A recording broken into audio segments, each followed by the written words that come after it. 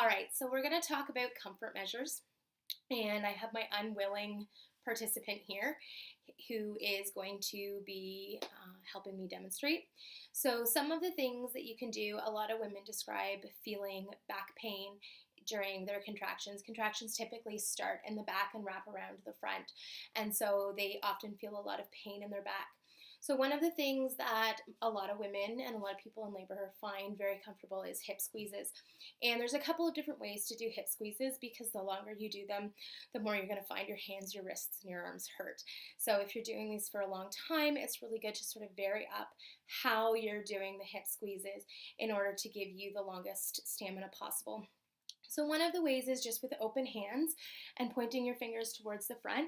You're going to find sort of the center point of your partner's hips, and you're just going to squeeze like this.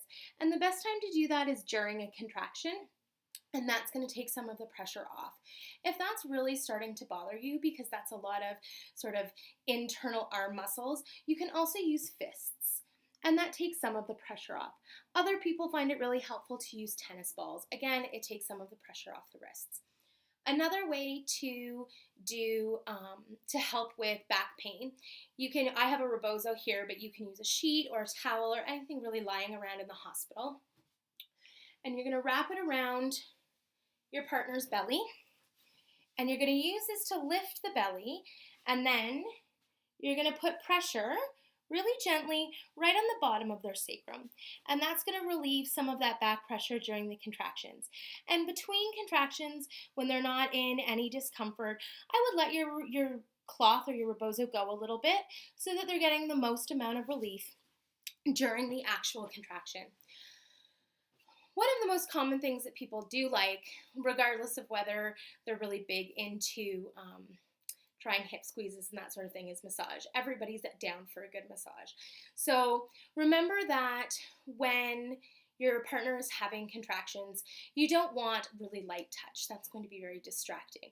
That's something that's really good to do between contractions. So one of the things we talk about doing between contractions is just like being back in grade school when you sat on the floor at assemblies, was sort of doodling on your partner's back.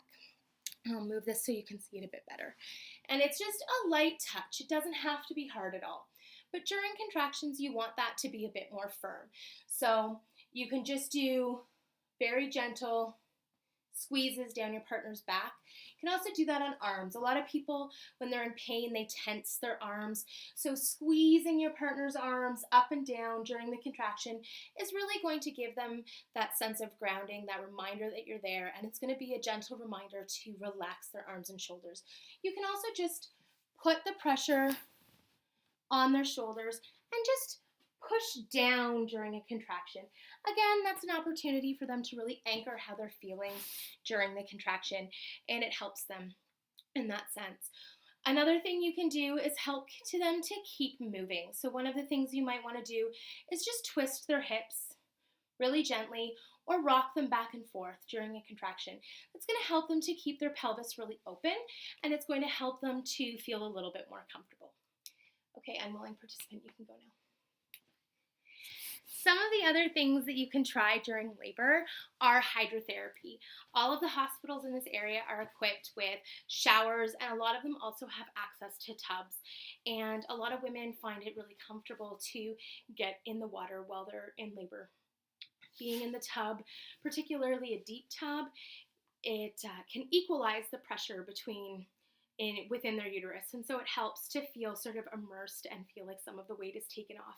And the warmth too can also help a woman to relax during labor. If the tub isn't an option at the hospital you're at, a shower is still a really good option. All of the shower heads come off, they're detachable, and you can use them instead of using your hand to do counter pressure on your partner's sacrum and lower back. You can actually use the shower head, and the warmth of the water and the heat can also help to relax her from that sense.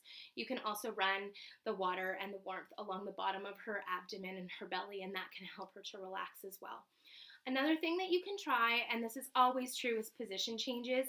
If sitting isn't working for her anymore, then it's time to get up and move. If being upright isn't on her feet isn't working anymore, it's time to try a birth ball. A really good place to try labor is to sit on the toilet. It takes all of the pressure off of the perineum and off of the birth canal, but it still allows the pelvis to open, and it still gives a lot of space for baby to start moving down towards the birth canal. And also, if you get your partner to straddle the toilet, you can put a pillow against the wall or on the tank of the toilet, and it gives you full access to her back. So you can still be doing hip squeezes, you can still do counter pressure, you can still do massage. If she's getting warm, you have access to put a cool cloth on the back of her head. If she's cold, you're able to put heat on her back. You still have full access to her, but she still has the comfort of being on the toilet. The same type of position as being on all fours in the bed. She's able to rest her legs a little bit because she's not supporting her body weight, but she's able to still create a space for an open pelvis, and she's still able to sort of sink into those contractions in a really meaningful and purposeful way that will allow her to keep bringing her baby down.